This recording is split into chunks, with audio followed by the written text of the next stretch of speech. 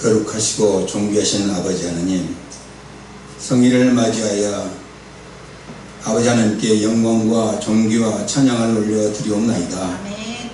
오늘 이 시간 부족한 종의 입술을 주관하셔서 여기 모인 성도님들과 이 방송을 시청하시는 모든 분들과 부족한 소자와 다 함께 은혜 받고 인격과 성품이 변화되어 세상에 빛이 되게 하시고 주님을 영화롭게 하는 귀한 믿음의 백성들이 다 될 수 있도록 도와주시옵소서. 이 모든 말씀을 우리 주 예수님의 이름으로 기도드리옵나이다. 아멘. 오늘 할렐루야로 만나서 반갑습니다. 같이 기도하겠습니다. 할렐루야. 할렐루야. 만나서 반갑습니다. 반갑습니다. 우리 신앙인들은 언제 어디서나 활기차고 신바람이 나야 될 줄 믿습니다. 아멘. 우리가 신앙인과 세상 사람들과 믿는 사람들은 색깔이 달라야죠. 뭔가 활기차고 뭔가 좀 생각하면서 돌아야 되고 밝아야 되지 않습니까? 아멘. 그러려면 뭐가 있어야 되겠어요? 나한테 세상의 사람들이 가지지 않은 고귀하고 값진 가치 있는 것이 내 안에 있다는 자부심이 있을 때 남이 알아주든 몰라주든 우리는 우리 얼굴로 나타나는 줄 믿습니다. 아멘. 세상 사람들은 자기가 가진 거 자랑하지만 너 가진 거 나 없어도 나 가진 거 너는 없어. 내가 얼마나 고귀한 거 가졌는데, 이런 우리 자부심이 있어야 되겠죠? 아멘. 오늘 이 시간에 그러한 자부심을 좀 갖는 맛을 조금 보는 귀한 시간이 됐으면 좋겠습니다. 아멘. 우리 마태복음 10장 32절에 보면 이런 말씀이 있습니다. 사람 앞에서 나를 시인하면 나도 하늘에 계신 내 아버지 앞에서 저를 시인하리라, 그렇게 말씀하셨습니다.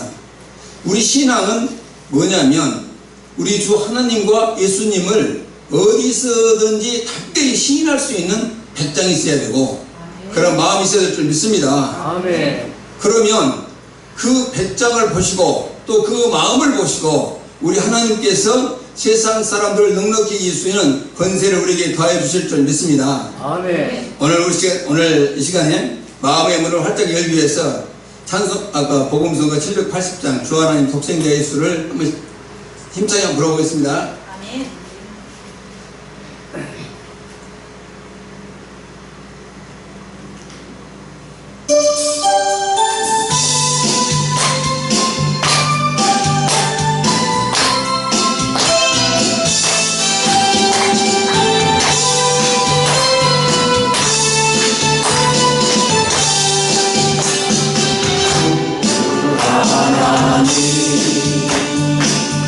독생자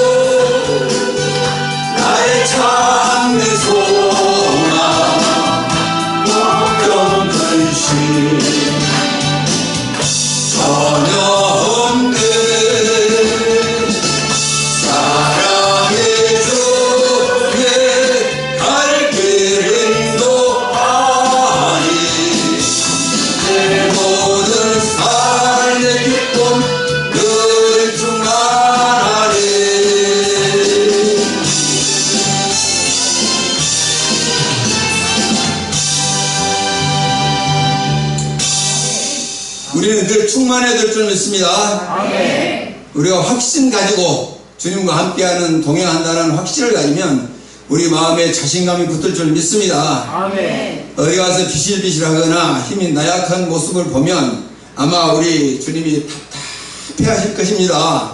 예? 우리가 그런 자가 되어서는 안 되죠. 아멘. 우리 대단한 분을 모시고 우리가 살아가는데 우리가 그래야 될 필요성이 전혀 없다고 봅니다. 아멘. 오늘 히브리서 4장 12절 말씀에 하나님의 말씀은 살았고 운동력이 있어 좌우의 날씨는 어떤 검보다 예리하며 혼과 영과 관절과 골수를 쪼개기까지 하며 또 마음의 생각과 뜻을 감찰한다. 그렇게 말씀하셨습니다. 아멘. 살아있다고 하는 것이 뭐가 있습니까? 살아있다. 여기서 하나님의 말씀이 살아있다고 말씀하셨는데 살아있다는 건 뭐겠어요?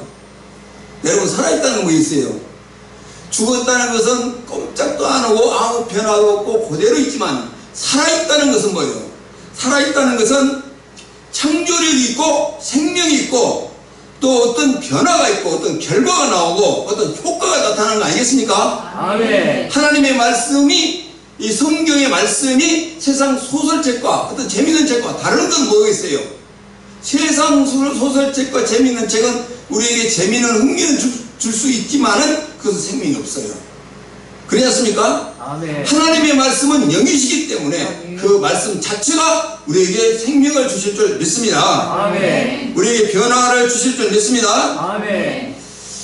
그래서 이 하나님께서 주시는 이 말씀이 과학으로 증명할 수가 없는 것이고 하나님의 말씀이 나타난 것, 그것이 이제 과학은 하나님의 말씀의 어떤 순리나 진리나 어떤 그 원소라든지 어떤 그 부분에 어떤 그 일부분에 그 조금 발견하는 거예요. 하나님께서 가지고 있는 엄청난 비밀과 보안 가운데서 하나님이 우리에게 알려주고자 하는 그러한 것들을 조금씩 깨달아가는 것이 과학이 발전해 나가는 겁니다. 그래서 과학을 가지고 하나님의 일을 증명할 수 있다고 생각하면 그건 오산이죠. 아멘. 하나님은 크신 분이기 때문에 그렇지 않습니까?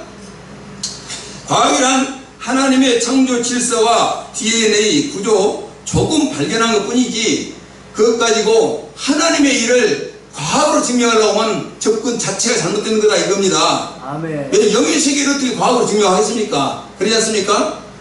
그래서 만물의 생명의 비밀과 질서의 비밀과 성경 변화, 신비의 아름다움으로 나타나시는 하나님의 말씀은 뭐가 있다? 운동력이 있다. 운동력. 살아있기 때문에 운동력이 있지 않습니까? 아멘. 하나님의 말씀은 살아있고 운동력이 있다는 거예요. 그래서 우리가 말씀을 막연히 묵상한 것이 아니라 그 말씀을 주야로 묵상하면서 그 말씀을 상고할 때는 뭐를 가져 100% 믿음을 가져야 돼요. 100% 믿음을 갖는다는 것은 의심이 전혀 없는 거예요. 머리털만큼도 의심치 아니하고 그대로 믿고 그대로 의지하고 그대로 나가고 그대로 실행하면 그대로 이루어질 줄 믿습니다. 아멘. 그것은 뭐가 증명하냐? 우리 성경만이 많은 종교가 있지만 우리 성경만이 나타나는 건데 뭐가? 그 말씀대로 나타나기 때문에 말씀대로 이루어지기 때문에 확인되었기 때문에 우리가 믿을 만한 가치가 있다 이렇게 보는 겁니다. 아멘. 무슨 얘기인지 아시죠? 어떠한 종교도 그 경서에 나타나 있던 것을 현실로 나타나서 이루어져서 나타내 보여주는 종교는 별로 없어요. 그렇지 않습니까? 그러나 성경은 그대로 이루어지고 그대로 나타나고 그대로 운동력이 있고 살아있는 말씀이기 때문에 그런 겁니다.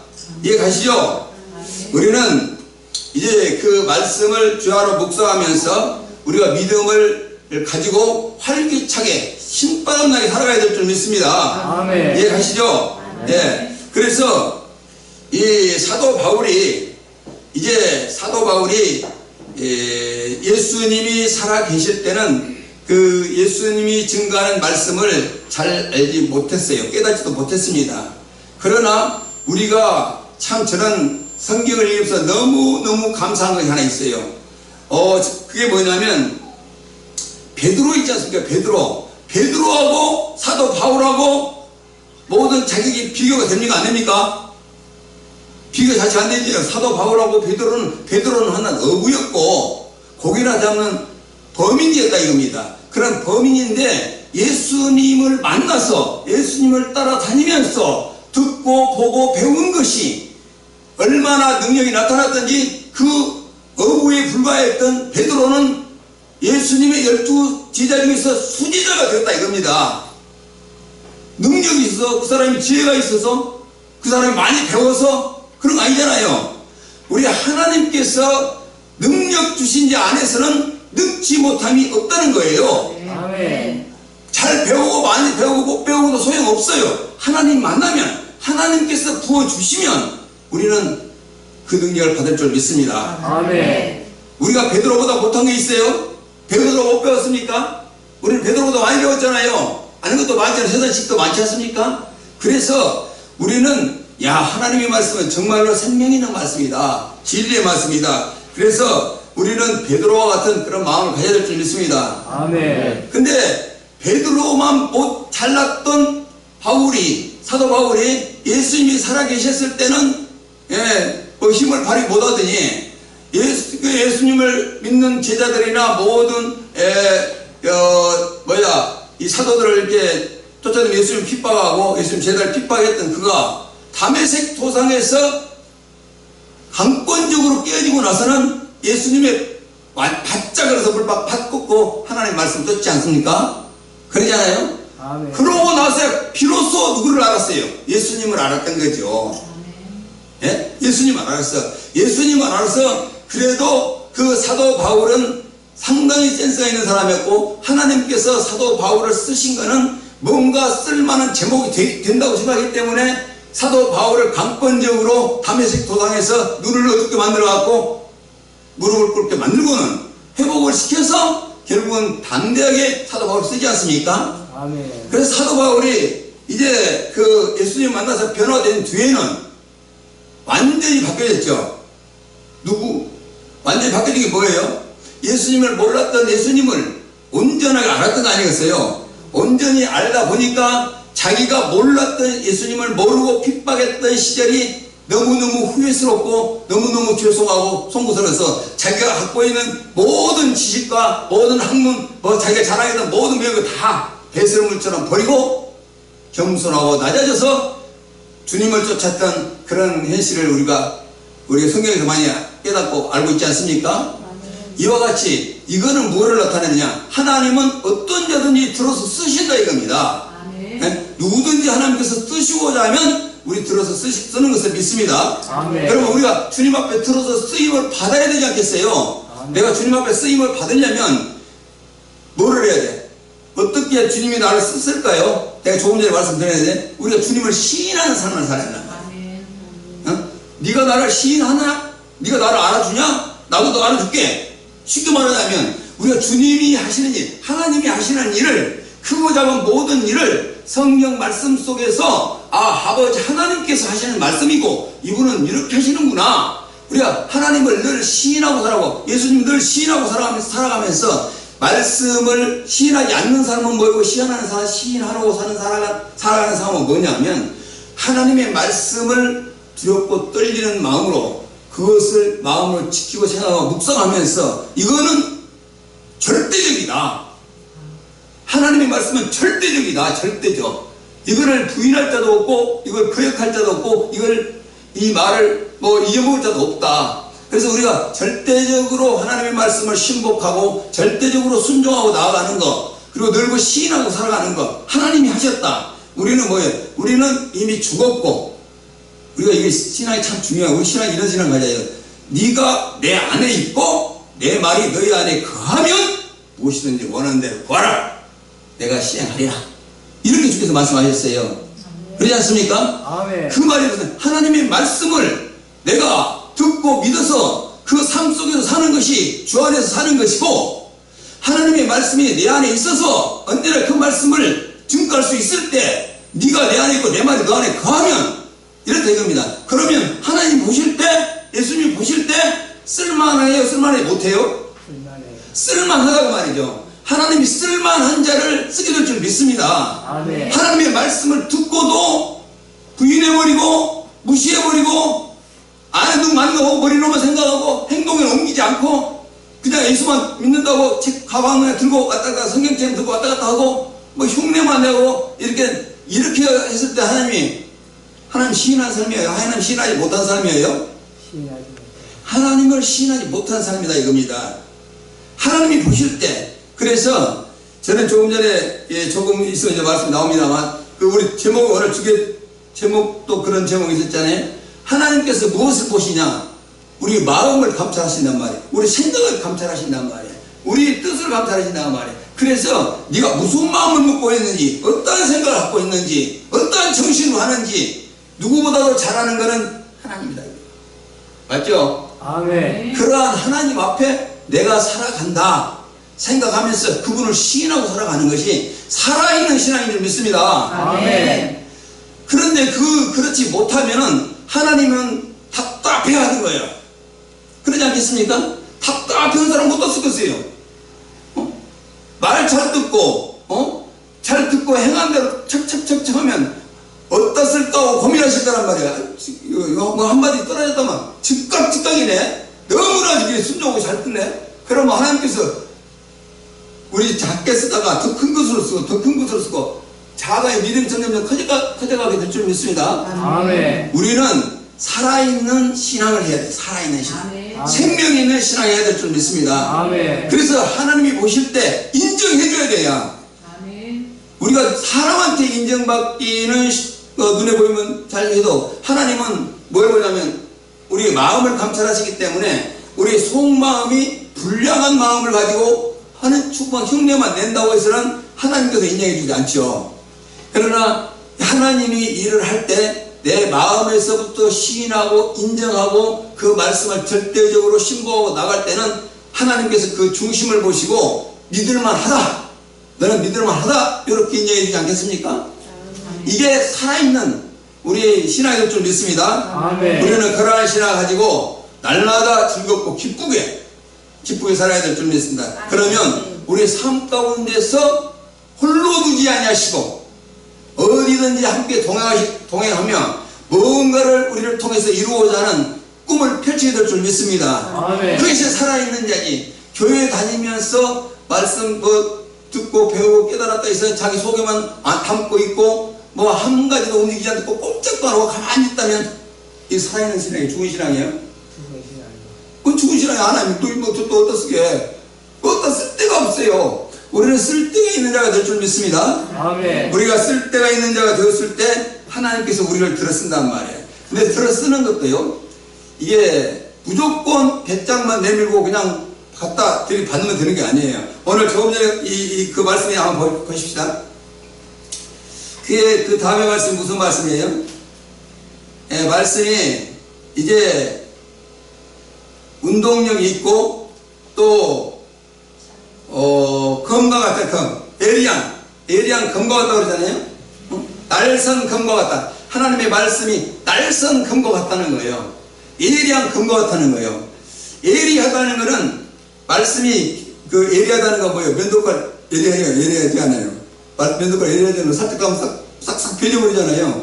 그와 같이 에리하기도 하고 날선 검이라는 게 검. 하나님의 말씀을 검에 비교를 했단 말이에요. 그래서 검을 잘 쓰면은 활임금이 되고 잘못 쓰면 사람을 죽이는 뭐가 돼요?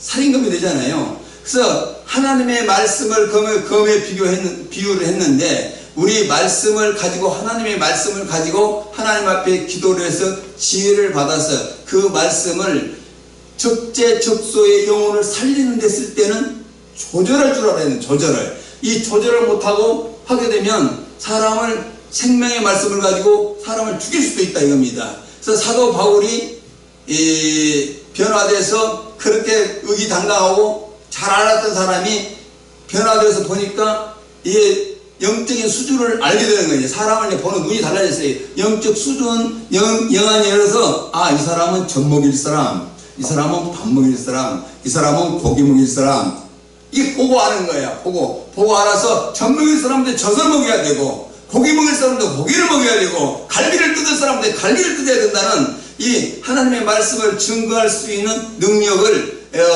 이 사도 바울이 깨달았다는 말이에요. 그래서 젖을 먹여서 키워 점점 자라가요. 그래서 하나님의 말씀은 사람을 살리는 것이 능력이 있는 자잖아요. 사람을 죽이는 것은 아니잖아요. 그래서 검을 쓰더라도 우리가 이 칼을 가지고 어린아이들, 아무것도 모르는 아이들한테 날카로운 검을 줘봐요. 위험해서 그애들 어디 빌검을 써서 줄 수 있어요? 없어요?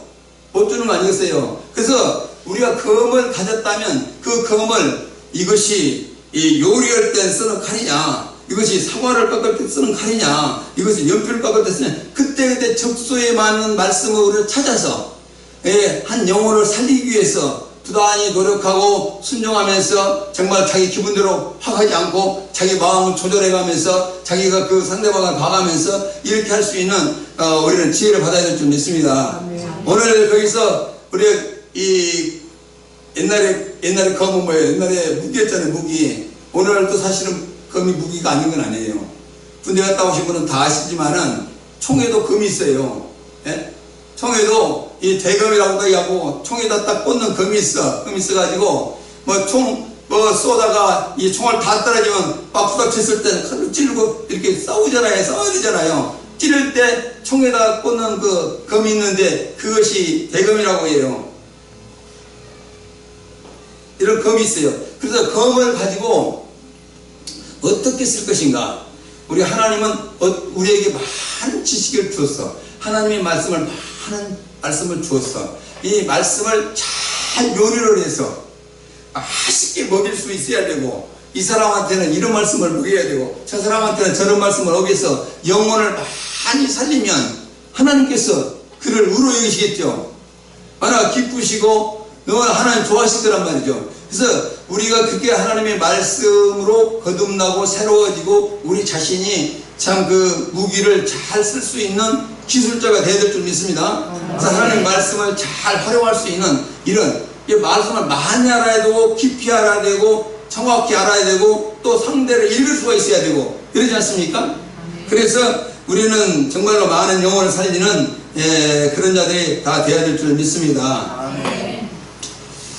또 잠언서 25장 11절에 보면 합당한 말은, 우리가 말을 이렇게 같은 하나님의 말씀에서 합당한 말은, 때에 따라 합당한 말은 아로 새긴 은쟁반의 금사과와 같다.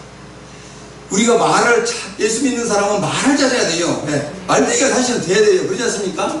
저도 말을 잘 못해요. 사실은 제가 말을 못하고 뭐 더듬거리기도 하고 뭐 어벙하기도 하고 때로는 단어를 잊어버려가지고 뭐 말은 뱅글뱅글 돌면서 전해야 되겠는데 말이 단어가 좀 잊어버려서 생각이 안 나서 더듬을 때가 가끔 있어요. 근데요, 말을 잘해서 영혼을 많이 살리고 분위기를 살리고 우리 예수 믿는 사람들이 가는 곳곳마다 뭐 불평하고 또 어떤 불화가 있는 곳에 가서 이 사람이 가면 그게 화평이 이루어지고 이 사람이 그곳에 가면 빛이 되어가지고 모든 사람들이 이 순종으로 따르고 이 분위기가 달라지고 환경이 달라지고 뭐 실망에 빠져있는 사람이 용기를 얻고 소망을 얻게 되고 이렇게 하다면 하나님 이런 사람을 원하시겠어요? 원하지 않겠어요? 그런 사람이 원하지 않겠어요? 우리는 이제 그런 사람이 되어야 될 줄 믿습니다. 그런 사람은 하나님께 쓸만 하잖아요. 또 몇개라도 딱 가서 사람들한테 병들고 찢기고 상한 영혼들을 위로해주고 병든 자를 고쳐주는데 하나님께서 능력부터 가서 그 사람을 고쳐줘야 되겠다. 왜 이렇게 벌 수 있지 않겠냐 말이죠. 우리 하나님께서 우리에게 자기가 필요한 것을 주셔서 일을 할 수 있도록 더 큰 은혜를 더하여 주실 줄 믿습니다. 그래서 이제 합당한 말을 우리가 쓸 줄 아는 그런 기술이라고 뭐라고 하나 기술이라고 한번 좀 이상하지만은 그런 능력이 있어야 될 줄 믿습니다. 그래서 우리 믿음이 어린아이와 같은 믿음에 머물러 있으면 되는 게 아니고 신앙의 날로 자라가야 돼요. 어디까지? 그 소위 장성한 분량까지 자라가라고 했어요. 주님께서. 그러지 않습니까? 우리가 살아있어야 된다고 했으니 우리는 변화되어야 되고 성장해야 되고 날로 변화되어서 좀 거룩해져야 되고 정말 예수 믿는 사람들이 정말 어디 가든지 빛이 나야 되고 누구든지 정말 만난 사람은 누구든지 만나면 너를 만나서 나한테 손해될 거 없고 유익이니까 너 나하고 좀 사귀어보자. 나하고 한번 만나보자. 같이 있고 싶어하고 같이 가까이 다가오는 사람들이 많고 이래야 되지 않겠습니까? 그래서 우리는 이런 빛이 되는 삶을 살아야 될 줄 믿습니다. 아멘. 그래서 이제 하나님의 말씀이 살아있고 운동력이 있기 때문에 그러한 사람이 가는 곳곳마다 뭐가 있겠어요? 신바람이 나지 않아요? 그런다면 신바람이 나지 않겠습니까? 우리 신바람이 나는 신앙생활을 해야 될 줄 믿습니다. 아멘. 그러려면 신바람이 나는 신앙생활을 하려면 우리 신앙이 1년, 2년, 3년, 4년, 10년, 15년, 20년 이렇게 연조가 깊어지면 깊어질수록 우리가 하나님을 아는 지식도 깊어져야 돼요. 깊어져서 많은 분량을 알고 많이 알고 누구한테는 어떤 얘기를 해줘도 좀 지식이 좀 많이 있어야 돼요. 그런데 이 신앙생활에 쥐다리 머물러 있어. 어떤 사람은 10년, 20년을 신앙생활을 했는데 아주 바닥이야. 아주 초보적인 신앙이 그냥 계속 머물러 있어요. 그래서 성장을 해야 돼. 성장을 하지 않는다고 말이에요. 그건 왜 성장을 하지 않을까요? 성장하지 않는 이유가 뭘까요?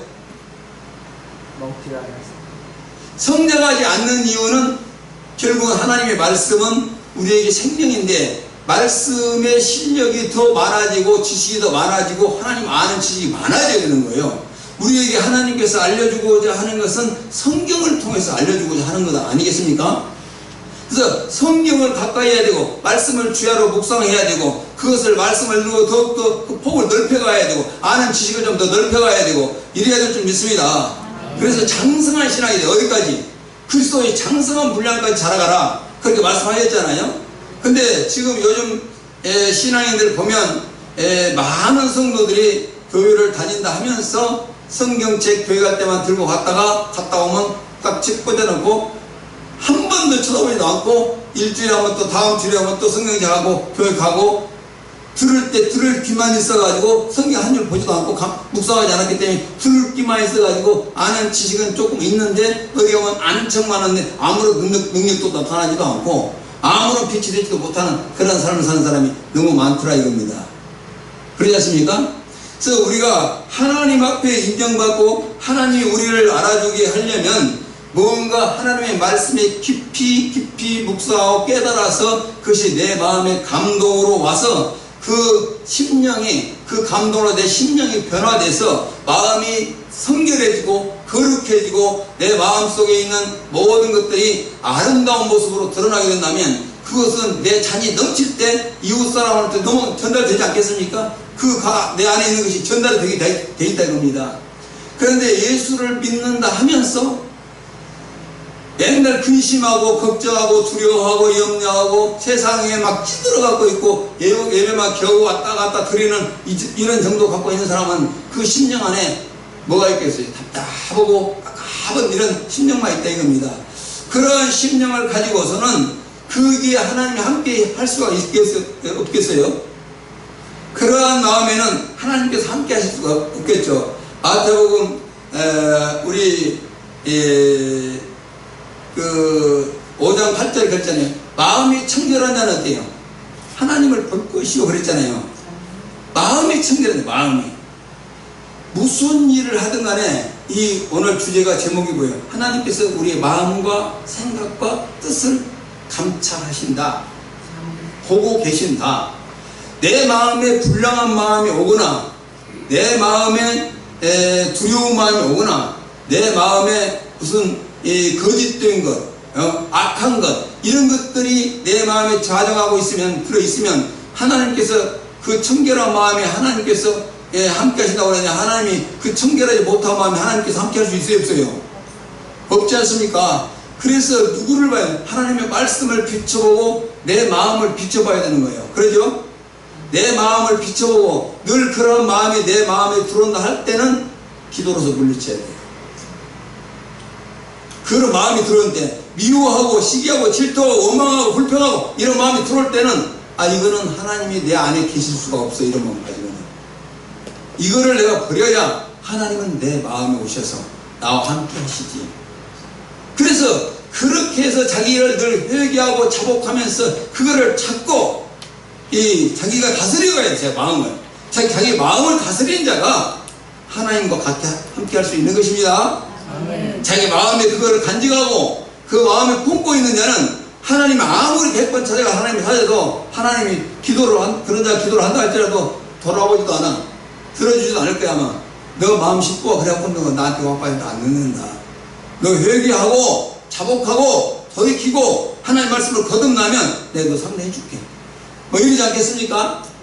우리 하나님께서 우리를 상대해주는, 또 하나님께서 우리의 기도를 들어주시는, 하나님께서 우리의 마음을 들여다보시고 우리의 생각을 감찰하시고 보면서 이놈 참 기특한 놈이네, 이놈 참 이 고생하면서 이 하나님 말씀을 전한다고, 복음을 전한다고 지길이 죽으라고 고생하는데 열매도 없어서 눈물을 찔끔찔끔 짜면서 어떻게 해보려고 하나님 일을 하려고 이렇게 하네. 핍박도 엄청 받아가면서 이러네. 하나님 그걸 보수, 그 모습을 보실 때 하나님께서 어떠세요? 하나님께서 얼마나 그 마음이 이쁘냐고 말이에요. 이뻐서 그 시대에는 고통을 받는다 할지라도 그 자는 하나님께서 큰 상을 받을 줄 믿습니다. 왜? 우리가 하나님의 일을 하면서 뭐 호의호식을 하거나 뭐 어떤 큰 권세를 누리거나 이런 거 원하지 마요. 이런 거 별로 좋은 거 아니에요. 하나님께서 내가 고난을 받으니 너도 고난을 받아. 우리가 하나님이 고난을 받은 것처럼 우리가 그 고난에 동참한다는 마음을 가지고 내가 손해본 것 같지만 억울한 것 같지만 하나님이 알아주신다는 것이 중요한 거 아니겠습니까? 우리가 심히 위로가 되는 건 뭐냐면, 저는 이 마음을 감찰하시는 하나님이 계시기 때문에 이 마음을 감찰하시는 하나님 앞에 두 가지 종류의 사람이 나타날 거라고 봐요. 한 사람은 자기 양심이 하나님 앞에 부끄러움이 없기 때문에 하나님 앞에 의지하고 위로를 받게 되는 것이고 소망을 받게 되는 것이고 하나님을 의지하게 될 겁니다. 그러나 내 마음에 불량한 마음을 갖고 있고 사기성을 갖고 있고 악한 마음을 갖고 있다면 하나님 만나지도 않고 기도도 안 될 뿐만 아니라 하나님이 그와 함께 하지 않기 때문에 그 자는 회개하고 돌이키기 전에는 어려움이 계속 있을 수밖에 없는 거예요. 그러지 않습니까? 그러나 내가 손해를 보고 억울한 일을 당하고 그랬을 때 하나님께서 우리 마음을 보시고 위로해 주지 않겠냐 그 말이죠. 하나님 앞에, 사람 앞에는 위로를 못 받아도 신앙인들은 하나님 앞에 위로 받는 거예요. 사람은 몰라주어도 세상은 인정 안 해줘도 하나님 앞에 인정받으면 되는 거 아니겠습니까? 그래서 하나님 앞에 인정을 받는 신앙생활을 하려고 노력해야 될 줄 믿습니다. 비록 힘들고 어려울지라도 정말로 이 가는 길이 가시밭길이라 할지라도 하나님이 가라 하면 가겠나이다. 이렇게 가는 자를 하나님께서 인정해주고 너 좋은 자리만 왔고 좀 곤란하고 어려운 자를 피하고 모든 거 어려운 건 남한테 떠넘기고 좋은 것만 자기 차지하려고 하면 그런 이기적인 사람한테 야, 너 어디다 쓸까? 너 같은 필요 없다. 치워버릴 수도 있다 이겁니다. 그렇지 않습니까? 그래서 우리가 진정으로 하나님이 우리 마음을 알아주기 때문에 내가 손해를 보도 위로를 받을 것이 있잖아요. 내가 억울한 일을 당했을 때 하나님이 인정해 주기 때문에 신앙인들은 그 억울함을 이길 수 있는 거예요. 세상에서는 비참하게 보일지라도 하나님이 내 안에 계신다면 하나님은 아시죠. 하나님 아시죠. 하나님 아시나이다. 하나님이 만약 몰라준다면 억울한 사람이 어디 호소할 데도 없다면 아마 우리 가슴은 몇 터질 거예요. 그래야 신앙이 몇 터질 거란 말이에요. 그러나 하나님이 나를 알아주시니까 내까지 손해보고 억울한 일을 당했지만 내 양심적으로 나는 불량한 놈이 아니라는 거야. 세상 사람 다 불량하다고 해도 하나님은 나를 불량하게 안 묻는다. 이런 확신이 있다 보면 위로 받습니까? 위로 못 받습니까? 위로 받는 거죠. 그런 위로를 받는 하나님이 계시기 때문에 우리는 복 있는 자예요. 어디 가시는데 두려울 게 없어요. 뭐 세상 사람들이 뭐 입방아에 올라오고 내려가고 그 상관없어요. 그게 문제가 아니고 하나님께 인정을 받는다 하면 그 모든 것이 덮어지고 오히려 높임을 받게 될 줄 믿습니다. 우리는 그와 같은 신앙이 되어야 될 줄 믿습니다. 그러면 하나님께서 우리를 들어서 쓰시고 우리를 통해서 하나님이 일을 이루어나가게 될 줄 믿습니다. 우리가 그러한 신앙이 되기를 주의 이름으로 축원드리겠습니다. 그래서 이제 그 히브리서 4장 14절에 보면 이 말씀이 있어요. 그러므로 우리의 큰 대제사장이 있으니 승천하신 자 곧 하나님의 아들 예수라. 우리 믿는 도리를 굳게 잡을지어다 그랬습니다. 우리가 예수를 믿는다고 해서 다 편안한 길만 있고 안전한 길만 있는 것이 아니라 때로는 위험도 있고 때로는 힘들고 어려울 때도 수없이 많지 않습니까? 근데 이제 우리 주께서 우리에게 말씀하셨어요. 이것을 우리의 무거운 짐을 해결해 주시기 위해서 예수님께서는 대제사장을 보내주셨다는 말이에요. 대제사장이 원래는 아론의 가문에서 나온 게 제사장 아니에요? 아론의 가문에서 구약에 보면 아론의 가문에서 제사장이 쭉 거기서만 제사장이 나오게 돼 있는데 그 사람의 혈통으로 나온 제사장이고 예수님은 사람의 혈통에서 나온 제사장이 아니고 하나님께서 보내주신 제사장이었다 이겁니다. 하나님께서 보내주신 제사장인데 하나님께서 보내주시면서 뭐라를 하셨냐면 하나님께서 맹세를 하셨다는 거예요. 예수님을 대놓고 예수님은 내가 보내준 제사장인데 너는 영원토록 제사장이다. 왜 육신으로 맡은 제사장들은 자기들 끝나고 자 아들 제사장하고 또 아들 제사장하고 뭐 이러잖아요. 그런데 예수님은 하나님께서 보낸 제사장으로서 하나님께서 맹세를 하셨던 제사장이 있다 이 말이에요. 그것이 히브리서 7장 21절 그 말씀이 나와요. 나중에 한번 찾아보세요. 그러면 하나님께서 맹세하고 보내준 제사장이 누구를 위해서?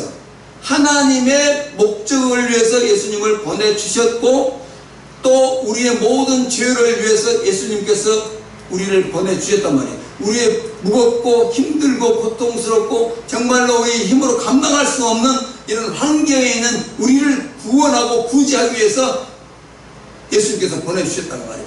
예수님께서 우리를 보내주셔서 그 약속으로 우리에게 언약을 주셨다면 그게 무슨 면이에요? 새 언약이잖아요. 예수님께서 오셔서 이 최후의 만찬 시간에 이제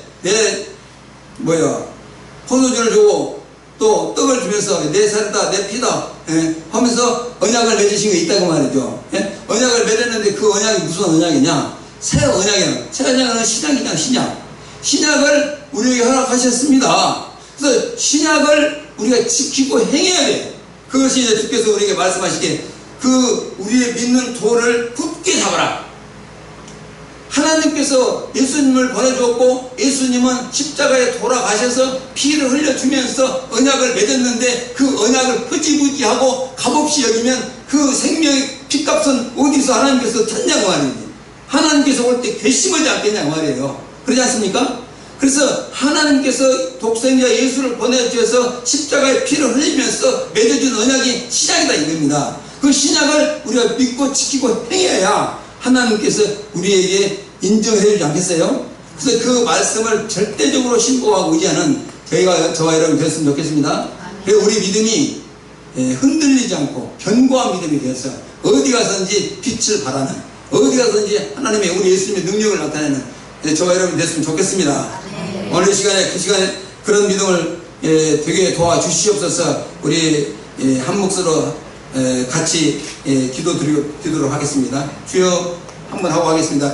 주여 고맙고 감사하신 아버지 하나님, 정말로 우리 주님께서 우리 독생자 예수님을 보내주셔서 십자가에 피 흘려 죽으심으로 말미암아 우리에게 맺어준 언약이 신약입니다. 신약의 말씀을 통하여 우리를 구원하고 영생의 길로 복된 길로 인도해 주시고자 우리의 무거운 짐을 해결해 주고자 우리의 모든 문제를 해결해 주고자 희생을 시켰었던 그 고귀하고 값진 우리 하나님의 사랑과 예수님의 사랑을 우리가 받았사오매 아버지 우리는 하나님의 말씀을 생명으로 여기게 하여 주시고 그 말씀을 절대적으로 지키고 순종하여 하나님을 기쁘시게 하며 영화롭게 하며 하나님이 원하시는 뜻을 이루어짐으로 말미암아 하나님께서 우리를 인정해 주시고 우리를 통해서 하나님께서 역사하시고자 하는 아버지의 큰 제목으로 우리를 써서 하나님의 영광을 드리는 우리 모두가 될 수 있도록 도와주시옵소서. 오늘 이 시간에 아버지 하나님이 살아있고 운동력이 있는 우리가 말씀을 들었사오매 우리는 이제 나약한 신앙인이 아니라 담대한 신앙이 되게 하여 주시고